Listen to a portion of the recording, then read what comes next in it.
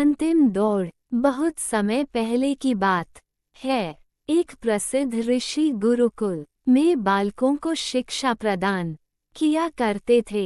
उनके गुरुकुल में अनेक राज्यों के राजकुमारों के साथ साथ साधारण परिवारों के बालक भी शिक्षा प्राप्त करते थे। उस दिन वर्षों से शिक्षा प्राप्त कर रहे शिष्यों की शिक्षा पूर्ण हो रही थी और सभी बड़े ही उत्साह से अपने अपने घर लौटने की तैयारी में थे। जाने के पूर्व ऋषिवर ने सभी शिष्यों को अपने पास बुलाया। सभी शिष्य उनके समक्ष आकर एकत्रित हो गए। ऋषिवर सभी शिष्यों को संबोधित करते हुए बोले, प्रिय शिष्यों, आज आप सबका इस गुरुकुल में अंतिम दिन है। मेरी इच्छा है कि यहाँ से प्रस्थान करने के पूर्व आप सब एक दौड़ में सम्मिलित हो। ये एक बाधा दौड़ है जिसमें आपको विभिन्न प्रकार की बाधाओं का सामना करना होगा। आपको कहीं कूदना होगा तो कहीं पानी में दौड़ना होगा। सारी बाधाओं को पार करने के उपरांत अंत में आपको एक अंधेरी सुरंग मिलेगी जो आपकी अंतिम बाधा होगी। उस सुरंग को पार करने के उपरांत ही आपकी दौड़ पूर्ण होगी। तो क्या आप सब इस दौड़ में सम्मिलित होने के लिए तैयार है?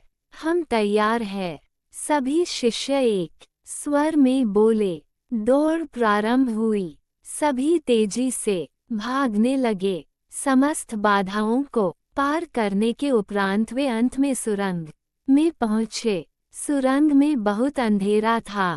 जब शिष्यों ने सुरंग में भागना प्रारंभ किया तो पाया कि उसमें जगह जगह नुकीले पत्थर पड़े हुए हैं। वे पत्थर उनके पांव में चुभने लगे और उन्हें असहनीय पीड़ा होने लगी। लेकिन जैसे तैसे दौड़ समाप्त कर वे सब वापस ऋषिवर के समक्ष एकत्रित हो गए। ऋषिवर के उनसे प्रश्न किया, शिष्यों, आप सब में से कुछ लोगों ने दौड़ पूरी करने में अधिक समय लिया और कुछ ने कम। भला ऐसा क्यों?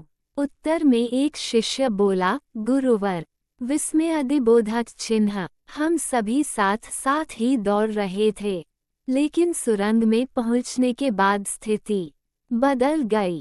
कुछ लोग दूसरों को धक्का देकर आगे निकलने में लगे हुए थे, तो कुछ लोग संभल संभल कर आगे बढ़ रहे थे।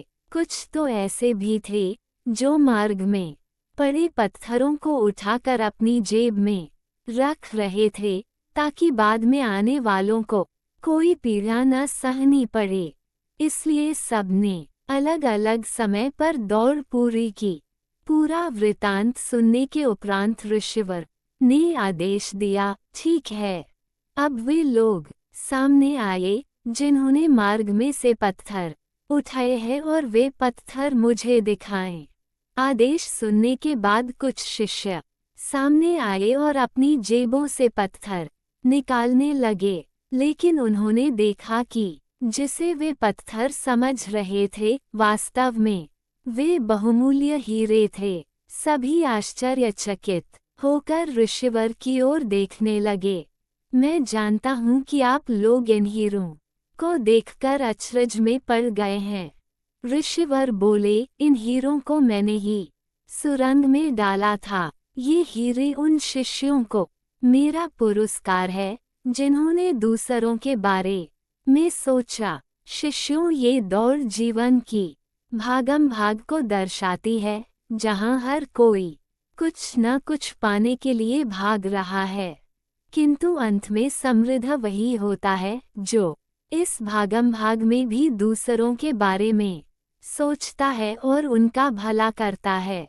अतः जाते जाते ये बात गांठ बांध लें कि जीवन में सफलता की इमारत खड़ी करते समय उसमें परोपकार की ईंटें लगाना न भूलें। अंततः वही आपकी सबसे अनमोल जमा पूंजी होगी।